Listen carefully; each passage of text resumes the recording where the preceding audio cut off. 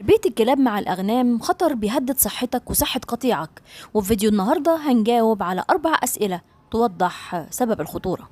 أول سؤال معانا هو ممكن الكلاب تنقل مرض تاني غير السعار؟ أيوة، مرض خطير اسمه الحويصلات المائية، وده مرض بينتشر بهدوء جوه أجسامنا وأجسام حيواناتنا.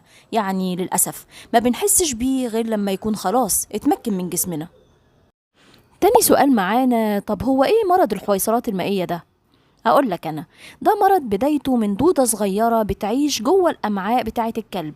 الدودة دي طولها حوالي نص سنتي، اسمها إيكاينوكوكس جرانيولوزس. الدودة دي طول ما هي عايشة جوه الأمعاء وهي قاعدة تنزل البيض بتاعها، بينزل فين؟ بينزل في الأعشاب لما يكون الكلب قاعد مع القطيع بتاع الأغنام. طيب، بيوصل بعد كده للأغنام عن طريق إنها بتاكل الأعشاب دي، أو إن هي بتشرب مية ملوثة برضو بالبيض. ما هو الكلب بينظف نفسه، وبالتالي ممكن اللسان يكون عليه بيضات أو البق وينزل في المية اللي بتشرب منها الأغنام. طب ممكن يوصل للإنسان إزاي؟ ما هو الإنسان بيلعب مع الكلاب، وبيقعد الكلاب تلحسه وبيلعب في شعرها. كمان ممكن تجيله من الخضروات ومن الفواكه لما بياكلها وتكون مش مغسولة كويس. طيب ايه اللي بيحصل بعد كده؟ اللي بيحصل بعد كده ان البويضات دي بتبتدي تفقس لما تخش جوه الامعاء وتطلع اليرقات. اليرقات دي بتبتدي تتحرك في الدم وبتوصل للأعضاء بتاعة الجسم وتعمل حويصلات.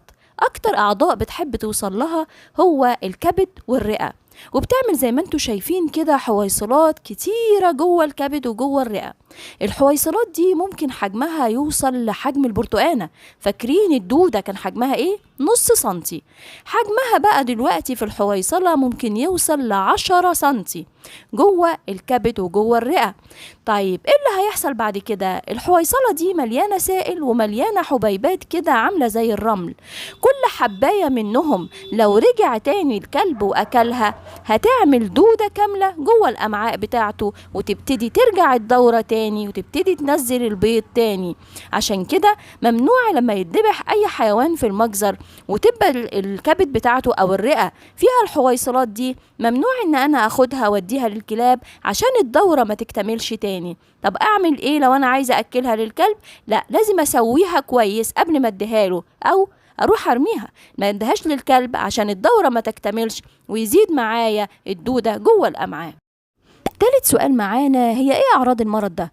زي ما قلنا ان المرض ده بيدخل بهدوء، وللأسف ما بتظهرش اعراضه غير لما يكون اتمكن من الجسم. يعني مثلا عندنا في الاغنام بتاخد جنب كده، ما بتاكلش ما بتشربش عادي. طب ما هو اي مرض بيعمل كده، لحد ما نتفاجئ لما نذبح في السلخانة ان الكبد متدمر والرئة واحنا ما كناش حاسين.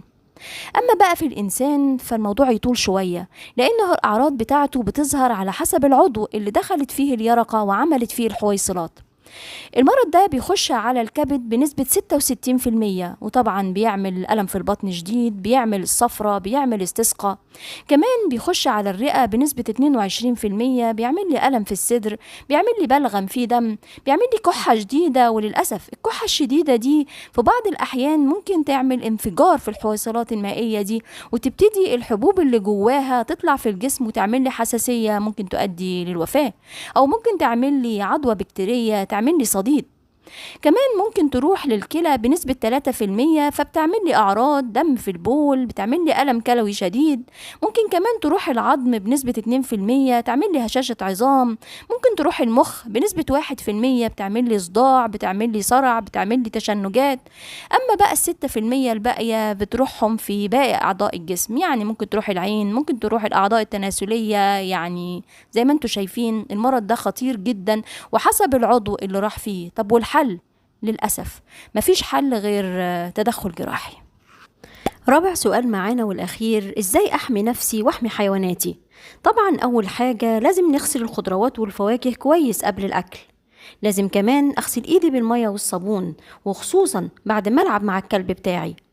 كمان ما سيبش الكلاب تعيش وسط القطيع بتاعي لأنها مصدر للعدوى. لازم كمان لما أجي أذبح حيواناتي أذبحها جوه المجزر عشان يتم إعدام أي جزء مريض في الذبيحة، ويفضل طبعا ان انا ما اكلش الكلاب بتاعتي اي حاجة من الاعدامات دي. اخر حاجة بقى هي ان انا لازم اطعم الكلب بتاعي بانتظام ضد الديدان. وبس كده. كنت معكم دكتورة لمياء فؤاد أنور، إدارة الإرشاد بمديرية الطب البيطري بأسوان، والسلام عليكم ورحمة الله وبركاته.